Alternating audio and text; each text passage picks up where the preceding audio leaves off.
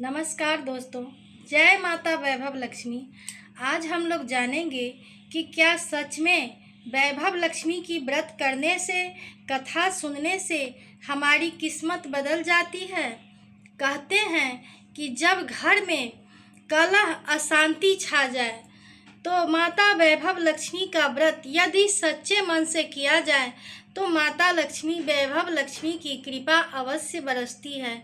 उसने 8 शुक्रवार ही ये व्रत किए और उसके साथ जो हुआ वह देखकर पूरे मोहल्ले के लोग चकित रह गए। मीरा की ये कहानी है। मीरा नाम की एक महिला थी जिसके घर में हमेशा खुशियों की बरसात होती थी। उसके घर में किसी भी चीज़ की कोई कमी नहीं थी। उसके पति का बहुत ही अच्छा व्यापार चल रहा था, लेकिन कहते हैं कि जब समय खराब होता है तो कोई सहारा नहीं देता। समय की मार एक बार किसी न किसी इंसान पे ज़रूर पड़ती है। मीरा के साथ भी ऐसा ही हुआ। मीरा का दिन अब पहले की तरह नहीं रहा। उनके पति का व्यापार में बहुत बड़ा घाटा लग गया था। अब उसके घर में पहले की तरह खुशियां नहीं बरसती थी। उसके घर से शांति जैसे अब चली गई थी। अब अशांति आ गई थी। अब मीरा की आंखों की नींद उड़ गई थी। वह रात भर एकटक छत को घूरती रहती थी। उसकी आंख में नींद नहीं आती थी। वह रात भर छत को देखते हुए बस यही कहती कि हे माँ, क्या मेरी किस्मत अब कभी नहीं बदलेगी, मेरी दिन कभी नहीं पलटेंगे। एक दिन रात भर जगने के बाद वह सुबह उठी तो माता वैभव लक्ष्मी की मंदिर की ओर चली गई। मंदिर में गई, वहाँ कुछ महिलाएं दीप जलाकर माता वैभव लक्ष्मी की कथा सुन रही थी और व्रत कर रही थी। उसने वहाँ पर रुक गई और कथा सुनने लगी। जब तक कथा हुई वह वहाँ से नहीं हटी। पूरी कथा सुनने के बाद वह वहाँ पर एकटक बैठी रही और माता वैभव लक्ष्मी से प्रार्थना करने लगी। उसी समय वहाँ एक वृद्ध महिला आई।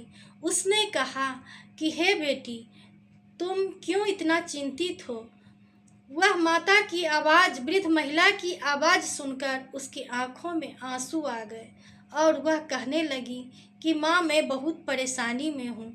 मेरे घर में बहुत परेशानी आ गई है। मेरे पति का व्यापार में घाटा हो गया है और अब पहले की तरह मेरे घर में खुशियाँ नहीं है।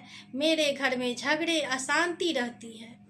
बुढ़िया माई ने कहा कि तुम वैभव लक्ष्मी व्रत की संकल्प लेके और उनकी कथा करो तो तुम और व्रत करो तो तुम्हारे भी दिन जरूर पलटेंगे। वृद्धा माई ने कहा कि वैभव लक्ष्मी की व्रत तुरंत धन नहीं दे देती है, लेकिन मन में शांति जरूर दे देती है। अंदर से इतनी शक्ति जरूर आ जाती है कि माता वैभव लक्ष्मी की लगता है जैसे कृपा हम पे बरस रही हो। और उसने उसी दिन व्रत का संकल्प ले लिया और अगले शुक्रवार से ही उसने व्रत प्रारंभ कर दिए। पहला शुक्रवार बीता तो उसके साथ कुछ भी नहीं हुआ। दूसरा शुक्रवार भी बीत गया लेकिन कुछ नहीं हुआ। तीसरे शुक्रवार को उसका मन थोड़ा थोड़ा डगमगाने लगा। उसे लगा कि मैं ये व्रत कर रही हूँ पर इसका फल मिलेगा कि नहीं पता नहीं। मीरा का मन डगमगा तो जरूर गया पर उसने व्रत नहीं छोड़ा। उसने तीसरे शुक्रवार को भी बड़ी उम्मीद के साथ व्रत किया। तीसरे शुक्रवार को ही उसके पति के एक पुराने व्यापारी का खबर आया कि वह उसके साथ फिर से बिजनेस करना चाह रहे हैं। महीनों से बंद पड़ा काम फिर से चालू हो गया। अब कमाई धीरे धीरे बढ़ने लगी थी। शुरुआत में तो ज़्यादा नहीं बढ़ी पर धीरे धीरे कमाई बढ़ने लगी थी। मीरा ने व्रत जारी ही रखा। धीरे धीरे घर का वातावरण अच्छा होने लगा। घर में पहले की तरह अब किलकारियाँ गूंजने लगी। पति का गुस्सा भी अब कम होने लगा था और फिर पुराना और एक दो ग्राहक उनके पास आने लगे और उनको लोगों का साथ मिला तो उनका व्यापार फिर से चल निकला। और कर्जा अब थोड़ा थोड़ा कम होने लगा था, उतरने लगा था। लेकिन असली चमत्कार अभी बाकी था। एक दिन शाम मीरा ने महसूस किया कि कई दिनों बाद उसके घर में सब लोग एक साथ बैठकर खाना खा रहे हैं और हंस रहे हैं। उसकी आंखें भर आई। उसे लगा कि माँ ने धन से पहले मेरे घर की शांति लौटाई है। 8वें शुक्रवार उसने विधि से व्रत पूरा किए, कुछ महिलाओं को कथा सुनाई और प्रसाद बांटा और फिर मंदिर गई। उनका मन उसी वृद्धा को ढूंढ रहा था जो वृद्धा उसे व्रत करने के लिए बोल के गई थी, लेकिन वह वहाँ नहीं थी। मीरा ने पुजारी जी से पूछा कि महाराज, वो वृद्धा कहाँ हैं जो हर शुक्रवार यहाँ बैठती थी?